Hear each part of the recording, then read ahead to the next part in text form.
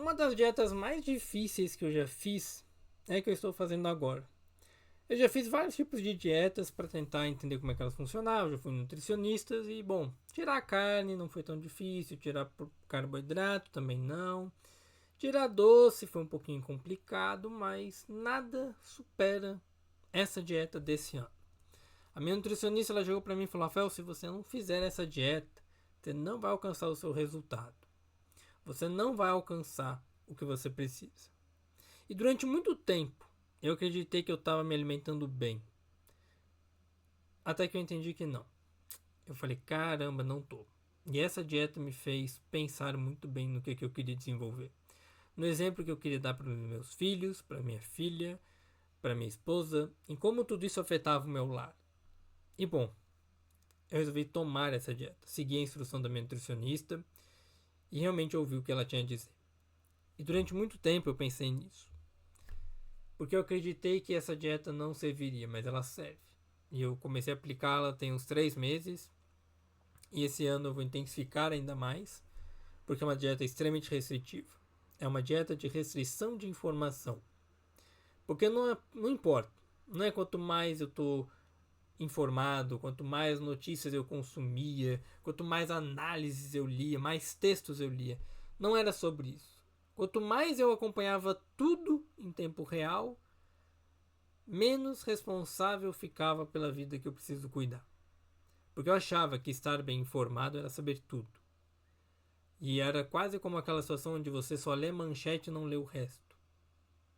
E eu pensei, cara, não dá. Não dá. Isso não é consciência. Isso não é desenvolvimento.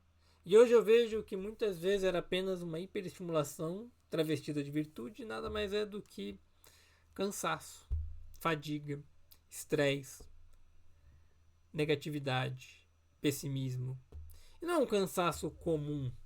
Não é aquele cansaço que eu fui na esteira e corri 10 quilômetros. Não. É um cansaço exaustivo que ele me deixa mais difuso. Difícil de nomear, difícil de sentir, que se mistura com a irritação, com a reatividade, que me deixa mais ansioso e com a sensação constante de que algo está errado no mundo. Mas mais ainda de que tem algo errado comigo. E aí foi quando eu entendi que não dá para consumir um monte de informação e achar que nada vai acontecer. Porque com o tempo eu entendi isso. Que o problema não era essa falta de resiliência, resistência individual. Não. Era um cérebro que estava sendo atingido o tempo inteiro por informações. Um cérebro antigo tentando sobreviver num ambiente hiper estimulante, hiper digital, hiper conectado, do qual ele não faz parte. Ele não foi projetado para isso. Não foi. A gente vê isso claramente em crianças. Minha filha não cresce com tela. Minha filha não tem acesso a inúmeros brinquedos. Apesar de que eu ainda acho que ela tem um pouquinho às vezes. Mas ela não tem. E aí você vê que é uma criança que ela consegue ficar sozinha, entediada, frustrada. Ela deita, olha pro teto e ela tá de boa. Enquanto crianças ao redor dela, primos, primas, amigos, amigas, não conseguem. Não conseguem parar um segundo e curtir a vibe do tédio. Não conseguem dormir tranquilo à noite. Não conseguem ficar sem tela. Que chega na casa das pessoas e pede para ver um celular, pede para ver a tela. Minha filha pede para ver o celular porque ela me vê conversando com o cliente o tempo inteiro. Ela sabe que a gente trabalha com isso, mas a gente não vê tela. Não é essa forma. Então a minha filha ela começou a entender isso. E aí você pensa, se uma criança ela consegue perceber isso, imagina um adulto. Se o adulto não percebe é porque ele está extremamente adoecido. Porque o nosso cérebro ele não foi feito para aquelas coisas do breaking news, né? De toda hora ter uma notícia. Ontem Maduro foi preso, por exemplo. O tanto de notícias sobre isso, correndo, não precisa. Você vai precisar de no máximo 3 notícias no dia. 3 e acabou. E esse é o ponto. A gente vive num contexto de superabundância informacional, sem precedente nenhum, obviamente, porque isso nunca existiu na vida. E o nosso sistema não foi moldado para isso. Ele foi moldado para detectar as ameaças nos ambientes o tempo inteiro, como se fosse uma escassez de informação. E hoje ele recebe esse mundo de coisas, esse fluxo gigantesco.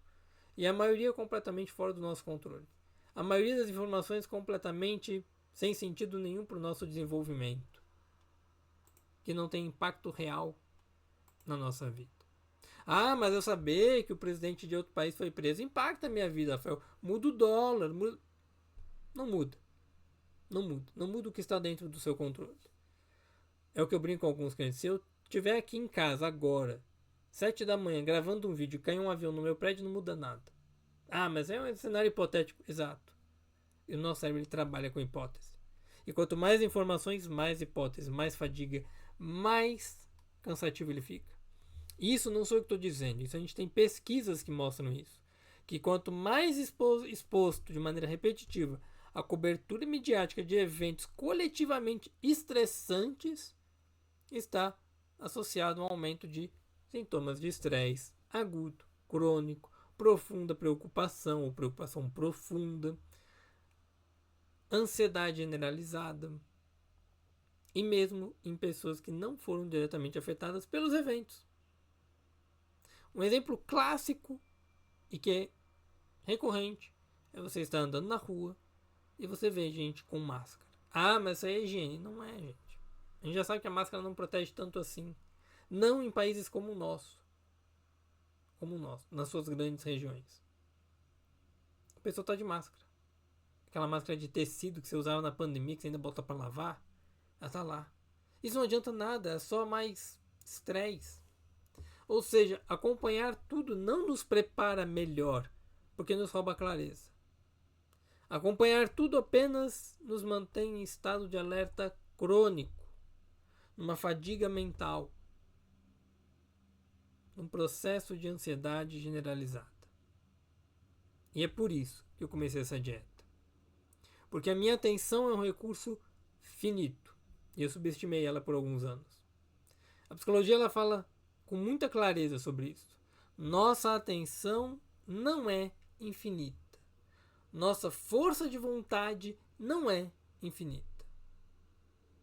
Nós temos uma teoria que se chama teoria da carga cognitiva. Ela mostra que a memória de trabalho tem uma capacidade limitada.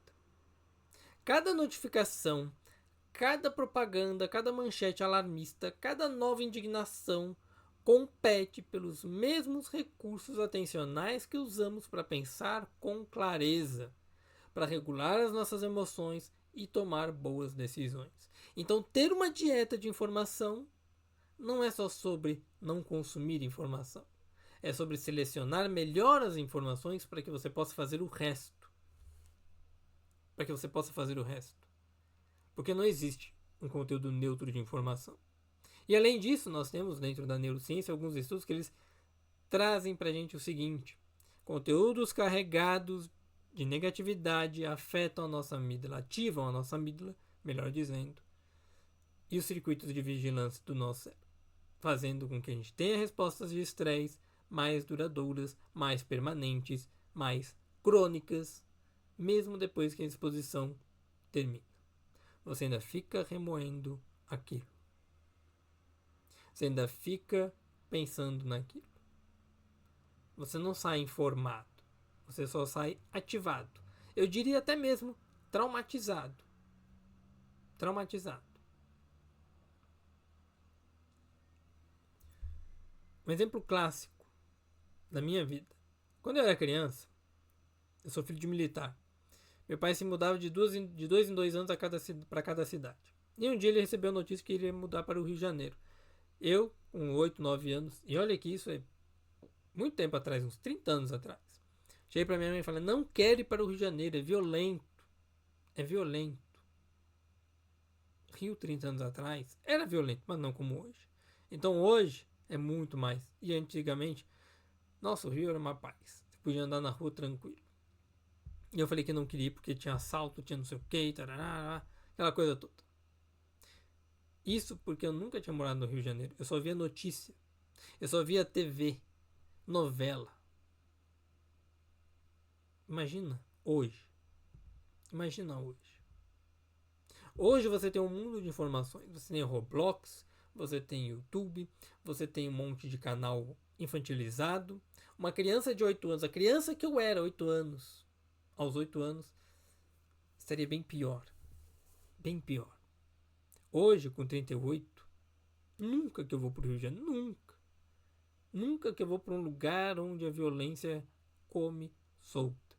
Mas não é assim, eu sou do Rio de Janeiro, não é? Não, você sabe que é. Você sabe que é. Mas por que eu não vou? Porque o meu cérebro consumiu tanta informação que ele ficou traumatizado. E olha que eu nem consumo tanta notícia assim. Você entende a lógica? Você não sai informado das coisas, você só sai traumatizado daquilo ali. E isso vai ampliando todo o seu viés de negatividade. Por quê? Porque um viés de negatividade virou modelo de negócio. Virou produto. É muito mais incômodo isso, né? Você entender que o nosso cérebro ele já nasce com um viés negativo para poder se proteger.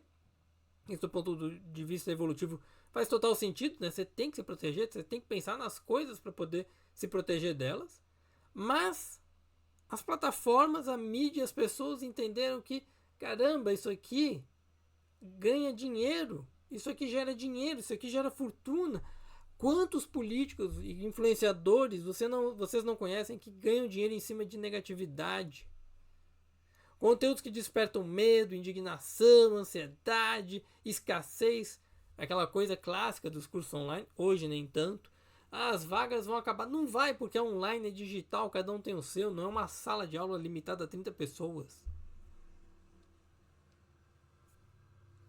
As notícias negativas elas são ampliadas pelo seu próprio viés de negatividade.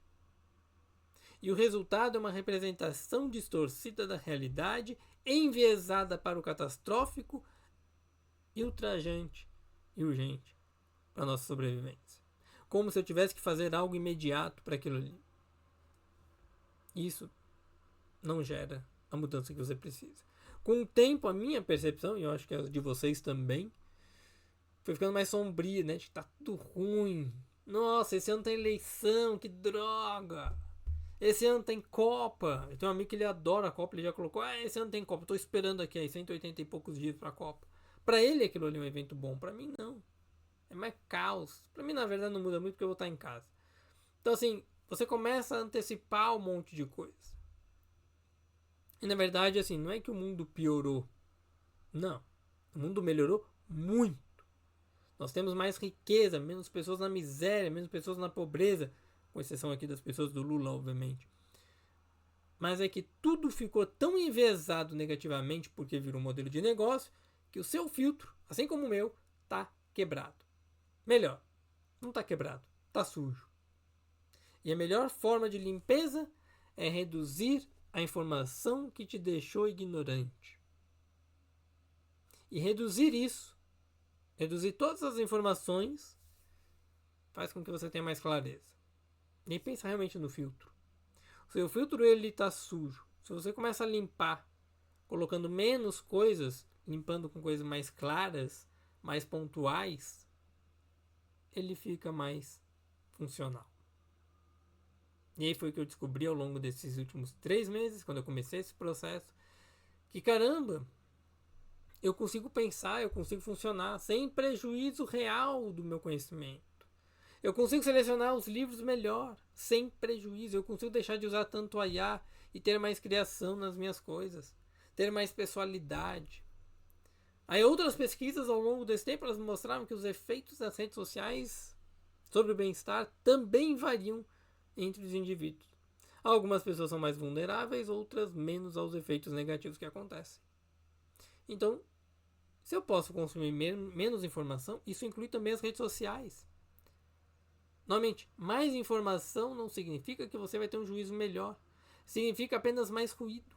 Então eu comecei a reduzir pessoas que eu sigo, pessoas que eu consumo, pessoas que eu quero amizade. Comecei a categorizar. Pessoas que eu vou olhar todos os dias, pessoas que eu vou olhar uma vez no mês, pessoas que eu vou consumir de maratona. E aí que eu comecei a entender uma coisa que um amigo me falou lá atrás, 4 anos atrás, basicamente, que é a curadoria não é alienação. A curadoria é uma higiene mental. Você fazer a curadoria das coisas, o cuidado das coisas, é o que permite você aproveitar melhor elas. É o que permite você se desenvolver melhor naquilo ali. E foi nesse ponto que minha relação com todas as informações começou a mudar. quando eu entendi o que era de fato uma curadoria, que é ter mais clareza. Eu deixei de enxergar a curadoria como uma fuga e passei a enxergá-la como uma higiene. Uma higiene de preservação dos meus recursos cognitivos, emocionais, econômicos e funcionais. É o que me permite ter mais engajamento mais profundo, inclusive, com mais consciência, com mais estratégia, com mais apreço. Um exemplo claro que eu sempre uso com os meus clientes é: antigamente você não tinha tantos jogos e livros circulando, então as leituras eram mais aproveitadas. Você pegava um jogo, você jogava ele com mais vontade, você fazia mais vezes, você repetia ele mais vezes, então você aproveitava mais. O livro é a mesma coisa. Hoje não. Hoje é tudo tão imediato. Se eu não gostei desse, eu já vou para outro. E outro, e outro, e outro, e outro. Eu não tenho uma resistência, frustração, um desenvolvimento de apreciação pelas coisas. Eu simplesmente estou consumindo e isso não me faz entender. Não é à toa que muita gente lê, mas não guarda o que lê. E aí cresceu o número de cursos ensinando métodos de estudo. E é o que eu falo, se você entende o princípio da aprendizagem, tudo é mais fácil. E aqui, não gerando escassez nem urgência, em março eu devo lançar um curso sobre aprendizado. Até o fim de março, a princípio. Por quê? Porque eu cansei de ver um monte de curso ensinando várias coisinhas bestas. Eu pensei, cara, a gente precisa de um curso definitivo, de fato. Que você possa consumir e não precisar consumir nada em um bom tempo, uns 5 anos pelo menos. Porque a mídia não muda, assim, a ciência do aprendizado ela não muda tão rapidamente quanto você pensa. Ela é mais pontual. E aí quando eu comecei a mudar essas coisas na minha vida, fazer essa dieta, que não é nada heróica, não é nada radical, é apenas uma estrutura, eu passei a consumir informações de maneira mais pontual. Janelas temporais. Por exemplo, notícia. Eu consumo todo domingo notícia. Acabou. É uma vez no dia. Quando muito vem um Reels, alguma coisa ali ou outra, que aí você tem um momento para desopilar um pouco. E tudo bem. Eu não fico horas naquilo. Então eu tenho janelas temporais definidas para aquelas coisas. Não tem mais a interrupção constante. Eu escolhi fontes que me expliquem mais, ao invés de menos. Que sejam mais embasadas e não menos. Que sejam mais científicas. Eu comecei a perguntar, antes de consumir as coisas, se isso aqui muda alguma ação concreta diante do meu futuro. Se não muda, muitas vezes é só um efeito de estresse, é só ruído, então eu não consumo. Se isso aqui muda, eu consumo um pouco mais. Até onde eu entendo que isso aqui está sendo funcional. E eu levei a sério os meus períodos de descanso. Parei. Termino meu expediente, deixo tudo que é tecnológico aqui no meu escritório e vou fazer outra coisa. Vou descer com a minha filha, eu não levo mais celular, eu levo um livro. Geralmente eu não vou muito longe, então não preciso de celular tanto assim. Tô do lado de casa. Então o efeito não foi um desligamento do mundo. Ele foi uma retomada da minha clareza, ele foi começar a entender melhor as coisas. Mas isso não é um privilégio? É, mas é um privilégio que você faz. É uma coisa que você pode se dar a esse luxo. De parar de consumir tudo e selecionar melhor as coisas que você quer. Parar de olhar para tudo que está acontecendo e entender o que de fato é importante, o que é estratégico. Porque normalmente a curadoria ela não é uma prescrição universal, é uma estratégia. É uma prática que você faz que te traz benefícios. É uma prática que você faz que te permite alcançar o que você quer. Eu fui me desengajando das coisas, me importando menos com aquilo que não tem importância na minha vida. Justamente para evitar burnout, evitar fadiga, evitar ter um processo depressivo. E eu fui engajando de maneira sustentável naquilo que é precioso para mim. Cuidar da atenção é paradoxalmente uma forma de cuidar da sua capacidade de agir no longo prazo, que é a única coisa que importa pra gente. Como eu quero viver essa vida? Como eu quero planejar? E o longo prazo aqui eu não estou falando 10 anos, tá? Eu estou falando 3 meses, 5 meses, 1 ano. E aí, tudo que eu aprendi, que eu poderia resumir para vocês é: a sua atenção ela esgota. Então, quanto mais informação você consome, mais cansado você vai ficar. Reduz. O ambiente informacional ele é otimizado para capturar, não para cuidar. Então, Fique atento a isso. Não é à toa que todos aqueles vídeos tem que ter um teaser, tem que ter um gancho, tem que ter não sei o que. Não. Aqui você tem pausas reais, respirações reais, não tem edição. No máximo tem um teaserzinho de 3 linhas que eu monto para tentar trabalhar um pouquinho disso, mas não é, vou prender sua atenção. Não, porque você está aqui há 20 minutos. Tem gente que já foi embora aos 2 minutos.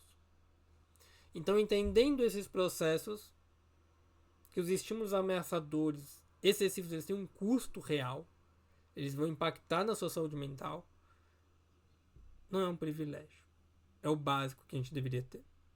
E por último, que uma curadoria ela preserva a sua energia. Uma boa curadoria preserva quem você vai ser. E ela permite focar naquilo que realmente importa.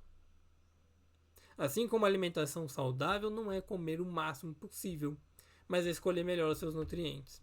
Informação saudável também exige essa seleção consciente. E é por isso que eu chamo de uma dieta informacional. Hoje, consumir menos não me tornou alienado, me tornou mais lúcido para aquilo que de fato importa para a minha vida. E é isso que eu decidi fazer também com o meu Substack.